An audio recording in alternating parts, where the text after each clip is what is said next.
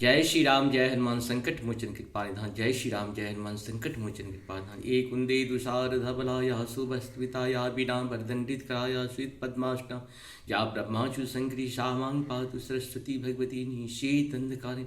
ओम श्री परमात्मने नमः। ओम श्री परमात्मने नमः। ओम श्री परमात्मने नमः।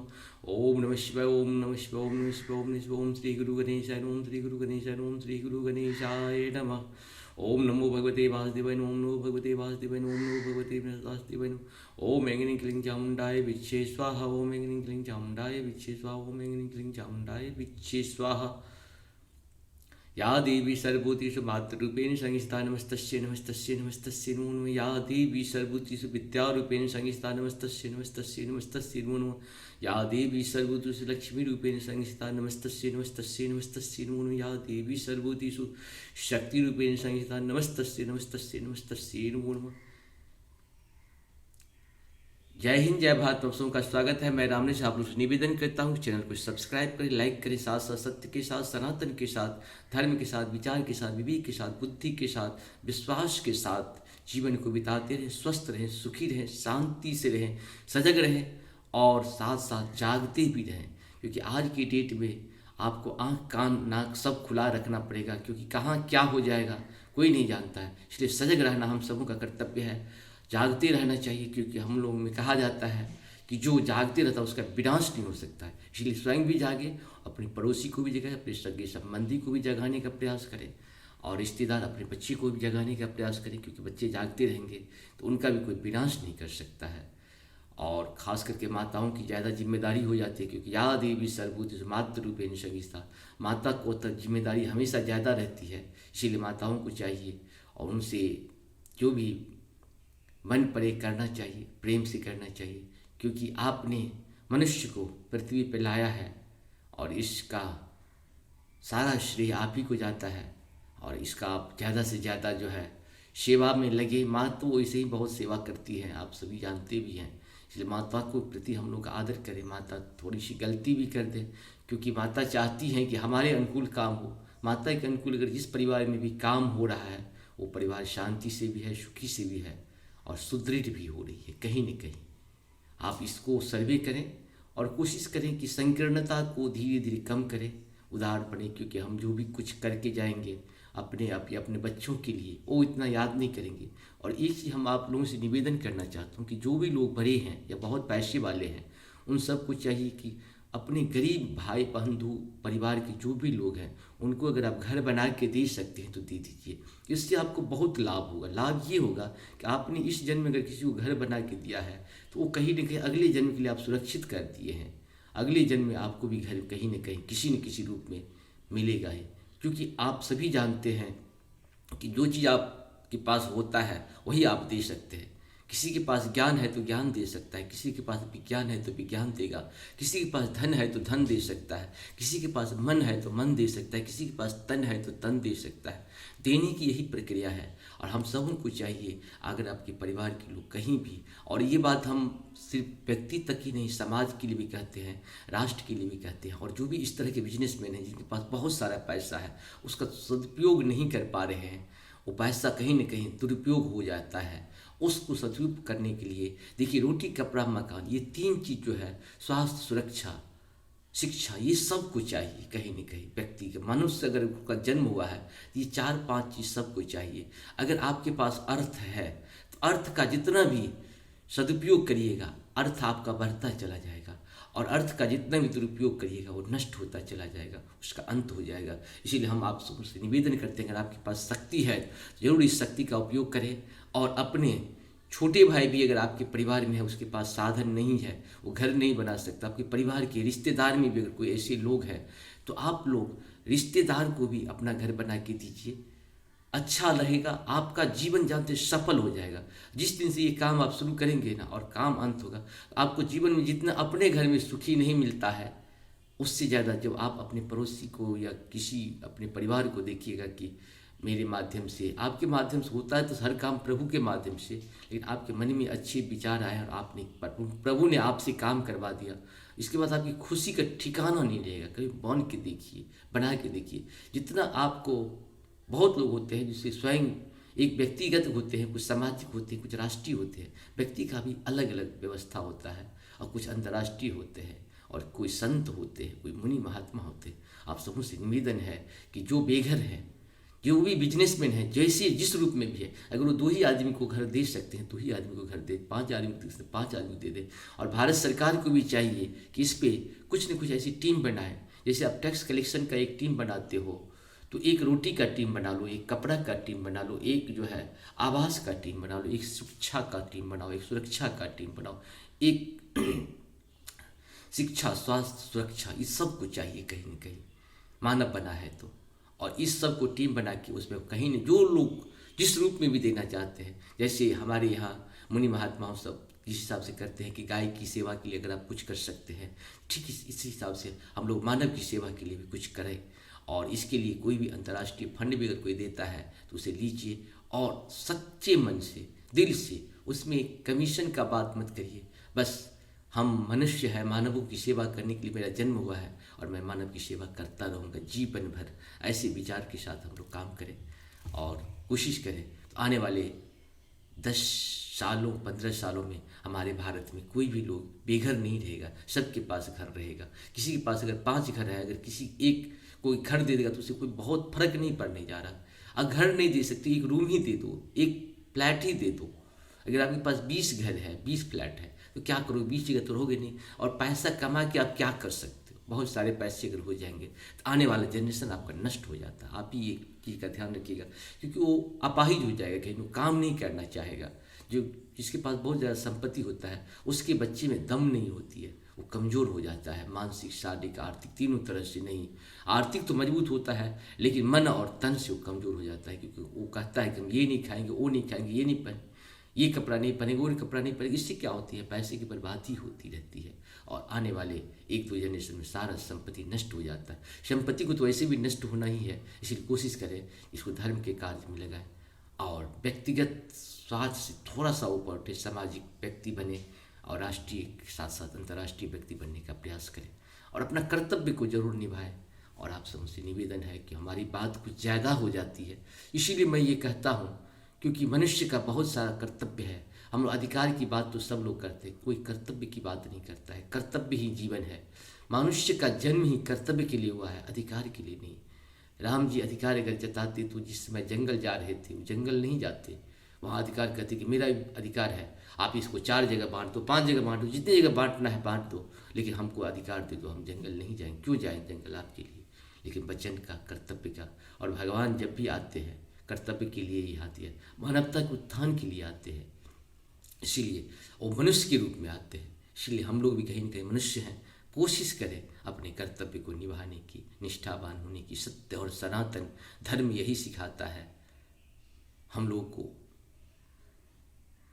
आप सबों को चाहिए कि इसमें कहीं न कहीं छोटा हो, जो भी देखिए होता है, कुछ मन से, कुछ तन से, कुछ धन से कंट्रीब्यूशन तो होते ही रहना चाहिए, क्योंकि जीवन ये शरीर फिर मिलेगा कि नहीं मिलेगा इसका भी संशय है। कि हम लोग क्यों नहीं इतना अच्छा कर्तव्य करें। आज राम मंदिर का 22 जनवरी 2024 को उद्घाटन होने जा रहा है, प्राण प्रतिष्ठा होने जा रही है। बहुत पूरी दुनिया इसमें जो है सेवा करने के लिए तैयार है, और कहीं सब लोग सेवा कर रहे हैं, प्रत्यक्ष परोक्ष रूप से। कोई धन से सेवा, कोई मन से, कोई तन से। आप सबों को पता होना चाहिए कि जो 1100 करोड़ की बात थी कि 1100 करोड़ हमारे मंत्री बनना चाहिए, प्रोजेक्टेड जो है 1100 करोड़ था।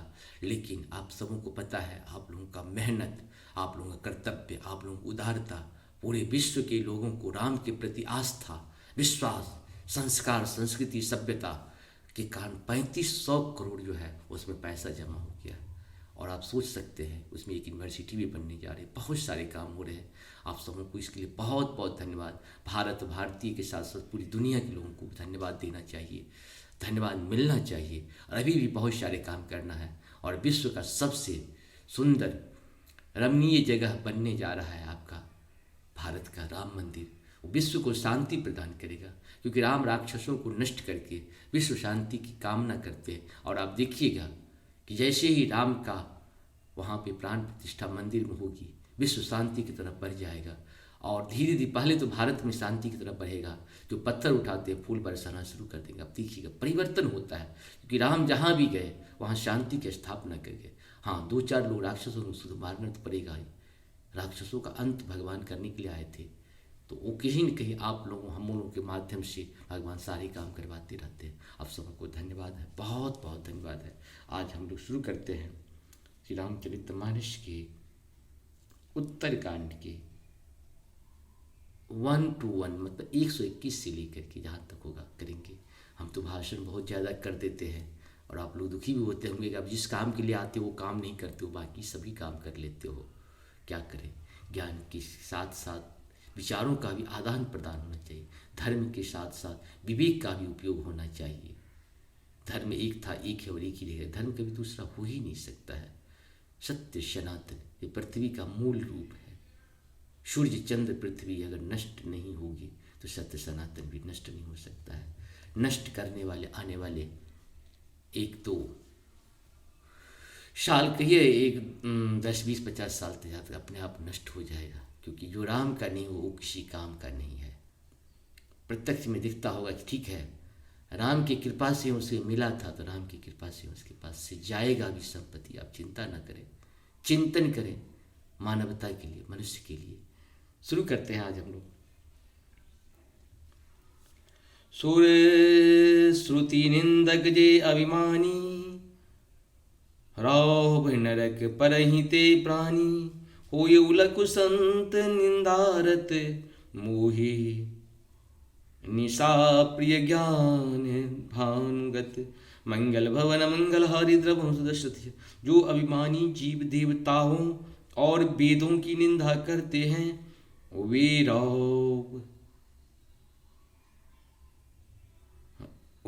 रौक नरक में पड़ते हैं। संतों की निंदा में लगे हुए लोग उल्लू होते हैं, जिन्हें मोह रूपी रात्रि प्रिय होती है, और ज्ञान रूपी सूर्य जिनके लिए बीत गया अस्त हो गया रहता है। सबके निंदा जे जर करही, ते चमकादर होय अवतरही। मंगल भवन मंगल हारी द्रवं सुदर्शति है, सुनहु तात अब मानस रोगा, तिन ते दुख पावही सब लोगा। मंगल भवन मंगल हारी द्रवं सुदर्शति बिहारी। जो मूर्ख मनुष्य सबकी निंदा करते हैं वे चमकादर होकर जन्म लेते हैं। वे तात अवमानस्य रोग सुनिए, जिनके सब लोग दुख पाया करते हैं, जिनसे सब लोग दुख पाया करते हैं। देखिए रामायण में हर चीज़ का कितना सुंदर महत्व दिया हुआ है। हम लोग बहुत भाग्यशाली है कि मनुष्य बने। मनुष्य के साथ साथ अमर कथा रामायण सुनने का मौका मिल रहा है। बार बार सुनिए, इतनी बार सुनिए, भगवान राम कण कण में रोम रोम में समा जाए।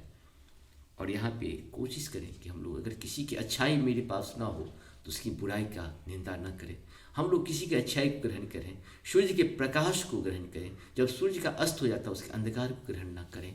उनके ज्ञान को, हर एक व्यक्ति के, मनुष्य के, जीव जंतु के प्रति भी ज्ञान होता है। ये पृथ्वी भगवान ने जो कुछ भी बनाए हैं उस सब के अंदर ज्ञान अज्ञान दोनों पूर्ण रूप से विराजमान है। होता है कुछ लोग अज्ञानता का पाठ पढ़ता है, कुछ ज्ञानता का पाठ पढ़ता है। और भगवान क्योंकि इसी जीव में से जीव में परिवर्तन करना है, तो इसीलिए आपको कभी कभी पद भ्रष्ट कर देंगे, मद भ्रष्ट कर देंगे। इसीलिए प्रभु करते रहते हैं। इसीलिए कोशिश करें और प्रभु से निवेदन करें, प्रभु हमें पद भ्रष्ट ना करें। हमें कोशिश करें कि अपने चरणों का दास बना कर रखें। प्रभु से जब तक विनती नहीं करिएगा, क्योंकि हम लोग को किसी से कुछ लेना होता है तो विनती निवेदन करनी होती है। निवेदन के बिना कुछ मिलता नहीं है। और आप सभी जानते हैं कि राम भी जब समुद्र नहीं पहले जो है निवेदन किए थे। और ये निवेदन की बात किसने कही थी आप सबको पता है। जब विभीषण जी वहाँ पहुँचे तो बोले कि भाई यहाँ तो हमको इसमें पुल बनाना है, कैसे बनेगा। तो विभीषण जी ने कहे कि देखिए ये समुद्र आप ही के परिवार के हैं, शगर के, इसीलिए आप इनसे निवेदन करिए। पहले निवेदन करने से आपको मिल जाना चाहिए, ऐसा उम्मीद किए। और राम जी ने कहा कि नहीं, होता है कि हम लोग कभी भी अपने मन से काम न करें, दो लोग एक लोग जो भी हैं उनसे विचार जरूर पूछें। विचार से अगर कोई काम करते हैं तो सफल भी होता है और सुंदर भी होता है और भगवान की कृपा भी उस पर बन जाती है। तो नहीं किए तो फिर बाद में 3 दिनों तक जो है सो निवेदन करते रहे, नहीं किए, तब जाकर के भगवान ने कहा कि लाओ धनुष बाण, उसको सुखा ही देते हैं। शक्ति के सामने कोई न कोई झुक ही जाता है। जब उसके अस्तित्व मिटने की बात होती है, समुद्र महाराज देखिए कि मेरी अस्तित्व अब मिट जाएगी, तब प्रकट हुए थे। इसीलिए जब किसी का अस्तित्व मिटने लगता है तब वो प्रकट होता है, गुप्त रूप से बहुत दिनों तक नहीं रह सकता है। इसीलिए सत्य के साथ, सनातन के साथ हम लोग जिंदगी को सुफल, सफल और सुदृढ़ बनाए, शांति, स्वस्थ के, क्योंकि हमें जो शास्त्र है शस्त्र के लिए कहता है और शास्त्र अध्ययन की बात करता है, शस्त्र चलाने की बात। और शस्त्र और शास्त्र दोनों अध्ययन का चीज़ है। और जितनी बार आप शस्त्र को चलाएंगे उतने निपुण हो जाएंगे, और जितनी बार शास्त्र को सुनेंगे उतना ही आपके अंदर निपुणता आती चली जाएगी। सुनिए, मोह सकल व्याधिन कर मूला, तीन ते पुन उपजहि बहुसूला, काम बात कप लोभ अपारा, क्रोध पित नित छाती जारा, मंगल भवन मंगलहारी द्रवम सुदश्रति। सब रोगों की जड़ मोह अज्ञान है। उन व्याधियों से फिर और बहुत से शूल उत्पन्न होते हैं। काम बात है, लोभ अपार, बढ़ा हुआ कप है, और क्रोध पित्त है जो सदा छाती जलाता रहता है। प्रीत करहि जो तीनियों भाई, उपजय सन्य पात दुखदाई, विषय मनोरथ दुर्गम नाना, ते सब शूल नाम को जाना। मंगल भवन मंगलहारी द्रवम सुदश्यते भाई। यदि कही ये तीनों भाई बात, पित्त और कफ प्रीति कर ले, मिल जाए तो सुखदायक। शनिपात रोग उत्पन्न होता है, कठिनता से प्राप्त पूर्ण होने वाले जो विषयों के मनोरथ हैं वे ही सब शूल कष्टदायक रोग हैं। उनके नाम कौन जानता है, अर्थात वे अपार हैं। ममता दादु कंडुर साई, हर्ष विषाद गरह बहुताई, पर सुख देखी जननी सोई छई, कष्ट दुष्टता मन कुटिलई। मंगल भवन मंगलहारी द्रवम सुदश्रत अजीर बिहारी। ममता दाद में ईर्ष्या डाह खुजली है, हर्ष विषाद गले के रोगों की अधिकता है। गलकंठ कंठमाला या घींघा आदि रोग हैं। पराये सुख को देखकर जो जलन होती है वही क्षयी है। दुष्टता और मन की कुटिलता ही कोढ़ है। अहंकार अति दुखद डमरुआ, दंभ कपट मदमान नेहरुआ। तृष्णा उदर बुद्धि अति भारी, त्रिविध इसना तरुण तिजारी। मंगल भवन मंगलहारी द्रवम सुदश्यते हरि। अहंकार अत्यंत दुख देने वाला डमरू गांठ का रोग है। दंभ कपट मद और मान नहरुआ नसों का रोग है। तृष्णा भरा भारी उदर वृद्धि जलोधर रोग है। 3 प्रकार पुत्र धन और मान की प्रबल इच्छाएं प्रबल तिजारी है। युग विधि ज्वर मत शर अविवेका, कहो लगी कहो कुरोग अनेका। मंगल भवन मंगलहारी द्रवम सुदश्यते विहारी। मत्स्य और अविवेक 2 प्रकार के ज्वर हैं। जिस प्रकार अनेकों बुरे लोग, जिन्हें कहाँ तक कहूँ, एक व्याधि बस नर मरही, ए आसाधि बहु व्याधि पीरहि संतत जीव कहूँ, सो की मिलहे समाधि। मंगल भवन मंगल हारी द्रवश्रुति। एक ही रोग के बस होकर मनुष्य मर जाता है, फिर ये तो बहुत से असाध्य रोग हैं, रोग हैं। ये जीव को निरंतर कष्ट देते रहते हैं। ऐसी दशा में वह समाधि शांति को कैसे प्राप्त करें। नेम धर्म आचार तपा ज्ञान यज्ञ जप दान, भेषज पुनि कोटिन नहीं, रोग जाहि हरि जानि। मंगल भवन मंगल हारी द्रवहु सुदर्शति बिहारी। नियम धर्म आचार उत्तम आचरण तप दान यज्ञ जप दान और भी करोड़ों औषधियाँ हैं, परंतु हे गरुड़ जी उनसे ये रोग नहीं जाते। यही विधि सकल जीव जग रोगी, शोक हर्ष भय प्रीत वियोगी। मानस रोग कछुक मैं गाये, हहि सबके लखी पर लन पाए। मंगल भवन मंगल हारी द्रवहु दशरथ जिरे बिहारी। इस प्रकार जगत में समस्त जीव रोगी हैं, जो शोक हर्ष भय प्रीति और वियोग के दुख से और भी दुखी हो रहे हैं। मैंने ये थोड़े से मानस रोग कहे हैं, ये हैं तो सबको, परंतु उन्हें जान पाए हैं कोई बिरले ही।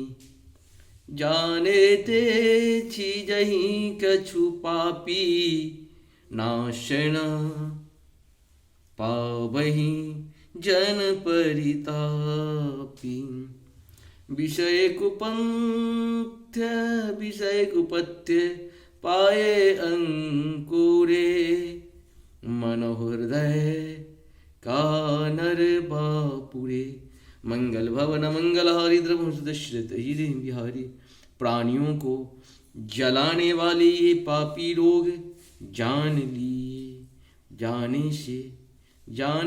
जाने से कुछ क्षीण अवश्य हो जाता है, परंतु नाश को नहीं प्राप्त होते।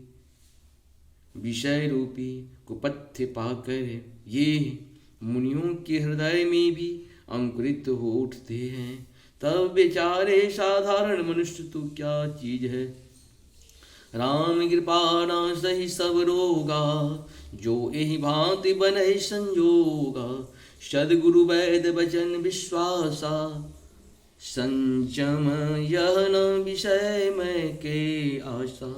यदि श्री राम जी की कृपा से इस प्रकार का संयोग बन जाए तो ये सब रोग नष्ट हो जाए। सदगुरु रूपी वैद्य के वचन में विश्वास हो, विषयों की आशा न करे, यही संयम परहेज हो। रघुपति भगत सजीवन मूड़ी, अनुमान श्रद्धा मति पूरी। यही विधि भलहु स्वरोग न साही, नाही त जतन कोटि नहीं जाही। मंगल भवन मंगल हारी द्रवहु दशरथ। श्री रघुनाथ जी की भक्ति संजीवनी चरी है। श्रद्धा से पूर्ण बुद्धि ही अनुमान तवा की साथ लिया जाने वाला मधु आदि हैं। इस प्रकार संयोग हो तो वे रोग भले ही नष्ट हो जाए, नहीं तो करोड़ों प्रयत्नों से भी नहीं जाते। क्या नहीं तब मन बिरुज गोसाई, जब और बल मिराग अधिकाई।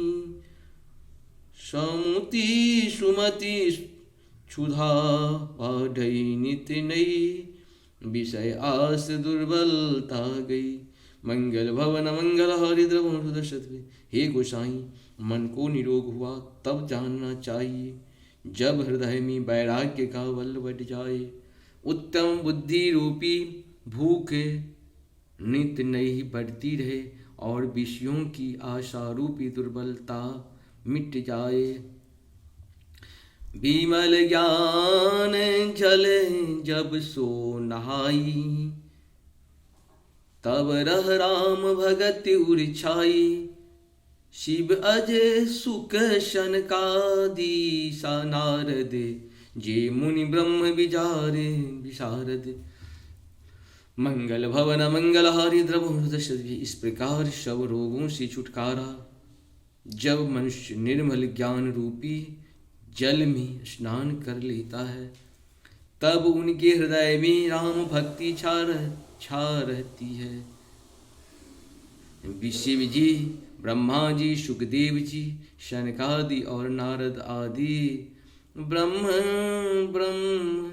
विचार से परम निपुण जो मुनि हैं, सब कर मत खगनायक एहा, करहि राम पद पंकज नेहा। श्रुति पुराण सब ग्रंथ कहाई, रघुपति भगत बिना सुख नाही। मंगल भवन मंगलहारी द्रवहुं दशरथि। हे पक्षीराज, उन सब का मत यही है कि श्री राम जी के चरण कमलों में प्रेम करना चाहिए। श्रुति पुराण और सभी ग्रंथ कहते हैं कि श्री रघुनाथ जी की भक्ति के बिना सुख नहीं। कमल पीठ जामहि भरु बारा, बंध्या सुत भरु काहू मारा। फूल ही नभ बरु बहुविध फूला, जीवन लह सुख हरि प्रतिकूला। मंगल भवन मंगलहारी द्रवहुं दशरथि बिहारी। कछुए की पीठ पर भले ही बाल उग आवे, बांझ का पुत्र भले ही किसी को मार डाले। आकाश में भले ही अनेकों प्रकार की फूल खिल उठे, परंतु श्री हरि से विमुख होकर जीव सुख नहीं प्राप्त कर सकता। तृषा जाए बरु मृग जल पाना, बरु जामहि सस शीश विषाना। अंधकारु बरु रवहि न सावे, राम विमुख न जीव सुख पावे। मंगल भवन मंगलहारी द्रवहुं दशरथि बिहारी। मृग तृष्णा के जल को पीने से भले ही प्यास बुझ जाए, खरगोश के सिर पर भले ही सिंह निकल आवे, अंधकार भले ही सूर्य का नाश कर दे, परंतु श्री राम से विमुख होकर जीव सुख नहीं पा सकता।